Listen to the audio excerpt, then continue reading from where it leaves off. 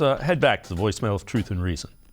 Dave, the 2022 Cleveland Browns. The season started with high expectation. On paper, it looked like we had a roster that was ready for playoff football. The reality set in instantly because of the disappointing play, effort, discipline, and leadership by some players. Also, the major disappointment of a coaching staff that again did not have the team ready and prepared to play championship quality football starting with game 1 has now led us to this point of the season. The reality of being 4-7, we must go 6-0 the rest of the season.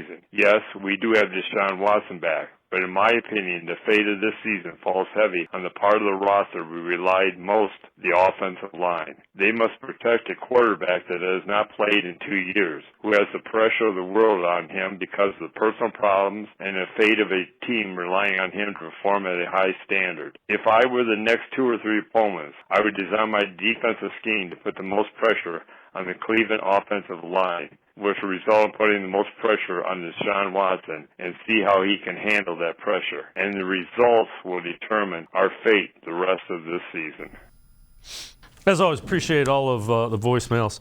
G. Bush, I'm one of those guys that doesn't sleep a lot, so I've watched a lot of Texans games with Deshaun Watson over the past couple of weeks.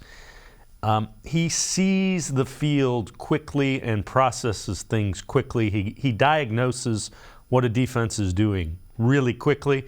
So if you come after him, it sounds like a good idea. I think Kevin Stefanski and the Browns offense would take that in a heartbeat. Oh, yeah, that's what once again, I think slowly but surely we will find out that he has an extra set of traits out there. I'm a big Marvel fan, right? I'm a big fan of Marvel and how they do things in comic books. And you know, they call people, they call them Omega level mutants, right? Omega level. These are the people who are like Magneto. They control like iron. They have telepathy. They can regenerate. They control the weather. That when you got all of these things, and it's basically saying you're overpowered. And when you got a guy like Deshaun Watson, one thing that you have is, so you meaning to tell me he's super intelligent, and he diagnoses and makes quick decisions.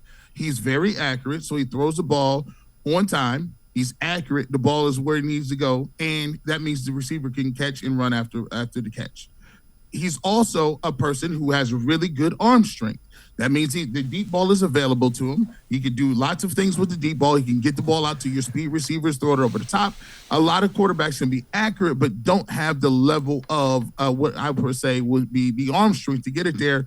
And then there's the next 2 things. It's called the intangibles, which is, do people rally around you? Do people support you? Do people really kick up their play? Do you make people better?